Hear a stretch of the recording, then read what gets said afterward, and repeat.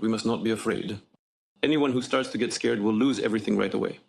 But it's absolutely necessary to understand what might happen. And we need to be ready for any actions from our possible future adversaries. They do many things to their own detriment. It seems like, well, they definitely won't do this or that because it harms them. But they do it anyway, idiots. Please excuse me. But, well, what else can you say? Their economies, the leading economies of the world, are going into recession. They fall into recession just to harm us. It's like buying a ticket and not taking the trip just to spite the conductor. What is that supposed to be? To a large extent, thanks to the efforts of businesses and the energy of entrepreneurial work, Russia's economy is demonstrating resilience and developing. This is happening despite all the difficulties and the so-called external pressure. Still, the year before last, we achieved significant growth that was meaningful both for our country and for the global economy as a whole. The year before last, GDP grew by 4.1%, and last year by 4.3%. You just mentioned the defenders, those who are engaged in military service. I have to say, I want to highlight this as well. Forgive me, please, I won't interrupt anymore, but this is very important. After all, these are also people from your own work collectives. I want to draw your attention to the following. While the Kiev authorities are carrying out forced mobilization, catching people on the Kupwa streets like stray dogs, our guys are joining up voluntarily. They go of their own accord. So, as you know, our recruitment, well, they're managing to round up about 30,000 people now, right?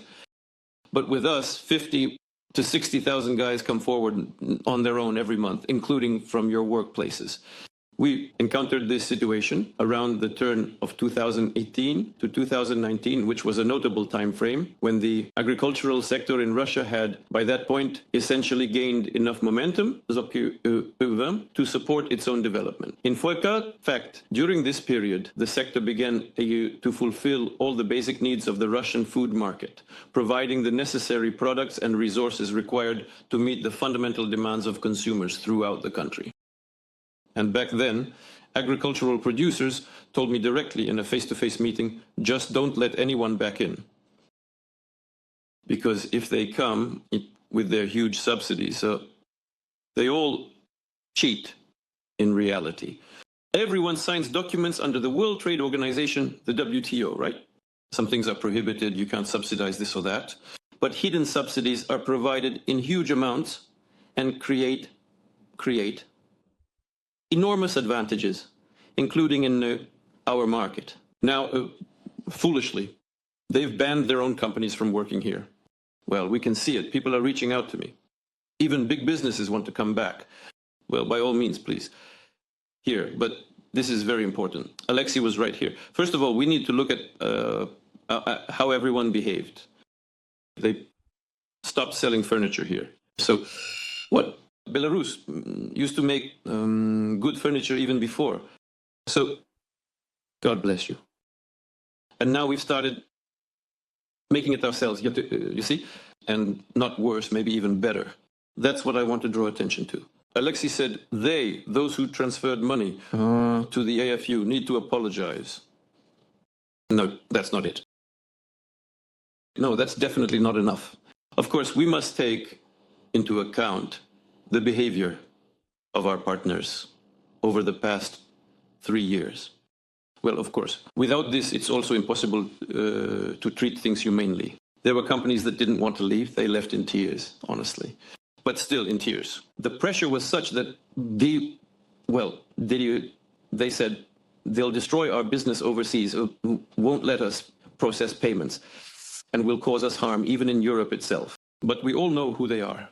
We absolutely need to look at all these issues from a pragmatic point of view. Listen to me. Is it beneficial for us if a particular company comes here? Then we should let them in. You know, I'll put it simply, in plain terms. Is it not beneficial? Then we need to find 1,000 reasons why this or that company shouldn't be here. And among those 1,000 reasons, 999 will fully comply with WTO requirements, I assure you. Yes, yes, yes. And we'll argue about the one in court. We must not be afraid. Anyone who starts to get scared will lose everything right away. But it's absolutely necessary to understand what might happen. And we need to be ready for any actions from our possible future adversaries. They do many things to their own detriment.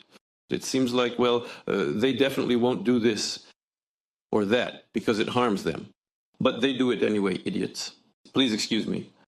But, well, what else can you say? Their economies, the leading economies of the world, are going into recession.